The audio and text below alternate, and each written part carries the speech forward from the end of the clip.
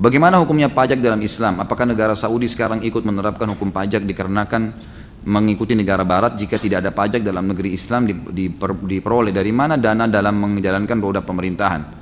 Teman-teman sekalian, masalah dalam Islam ini tidak boleh mengambil sesuatu dengan cara paksa. Nggak boleh, zalim namanya.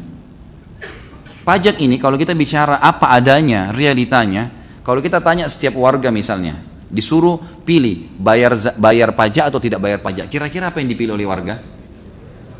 Nah ini banyak yang jawab nih. Hah? Tidak kan? Kalau disuruh pilih makan di restoran bayar 10% dengan tidak bayar, yang mana anda pilih? Tidak bayar. Artinya kalau orang bayar pajak 10% itu dipaksa, gitu kan? Ini tidak boleh mengambil harta seorang muslim secara paksa. Ini sebabnya sebagian besar ulama mengharamkan, tidak boleh. Kecuali kalau strateginya sama dengan Nabi SAW. Nabi SAW kalau ingin membentuk pasukan jihad, ingin berbagi-bagi sedekah, apa yang beliau lakukan? Beliau iklankan. Nih ada saudara kita kalian yang sedang butuh si fulan, menyumbanglah. Ya. Nabi SAW kadang-kadang membuka jubah beliau menaruh, lalu orang-orang pada menyumbang di situ. Lalu kemudian Nabi SAW berikan kepada mereka. Sukarela. Tidak ada penentuan persentasenya, tidak ada paksaan. Nah ini lain. Ini lain. Ini boleh dalam Islam. Nanti dalam bahasan dosa besar kita ada namanya maks. Maks itu pajak atau pajak lah umumnya ya. Apakah itu pajak diambil dari masyarakat secara paksa atau pajak diambil dari bea cukai barang-barang yang masuk. Di zaman Nabi SAW orang masuk keluar masuk Madinah, masuk di negara Islam tidak ada sama sekali bayar apa-apa. Ini orang pergi rekreasi sama keluarganya ke Eropa, belanja lebih dari $1.000 atau berapa dolar harus bayar. Apa urusannya? Orang beli barang dari keringatnya dia beli produk yang dia mau, kenapa anda ambil? Apa urusannya gitu? Kan mestinya nggak boleh ya. Pasti kalau mau tahu itu paksa atau tidak, tanya dia mau bayar nggak. Kalau dia nggak mau bayar berarti itu jelas dipaksa berarti, gitu kan? Ini nggak boleh. Nah karena sudah menjadi sebuah kebiasaan, jadi orang akhirnya biarin aja sudah, karena terpaksa. Tapi kalau disuruh pilih orang tidak mau. Mestinya memang tidak boleh, gitu kan? Kalau apakah Saudi menggunakan pajak? Setahu saya tidak ada pajak di sana, setahu saya, gitu kan?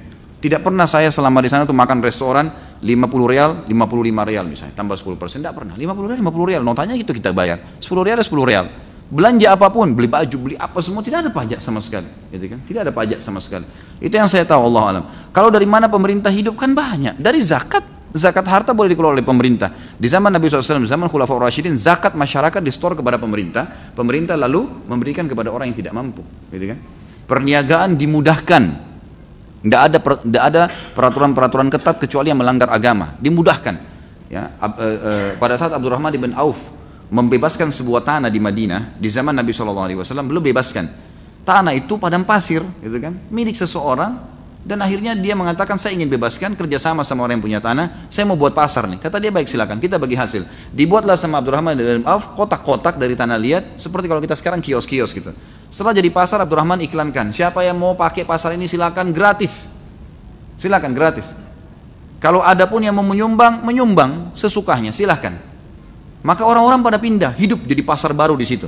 Akhirnya orang-orang kena merasa ada transaksi jual beli, mereka dengan sukarela memberikan kepada Abdurrahman, dan akhirnya memberikan Abdurrahman harta yang sangat banyak, sampai berpeti-peti emas didapatkan dari pasar itu. Tadinya pasar itu cuma disukarelakan. Banyak, dimudahkan perdagangan, perniagaan dimudahkan, gitu kan. Jadi masyarakat itu hidup.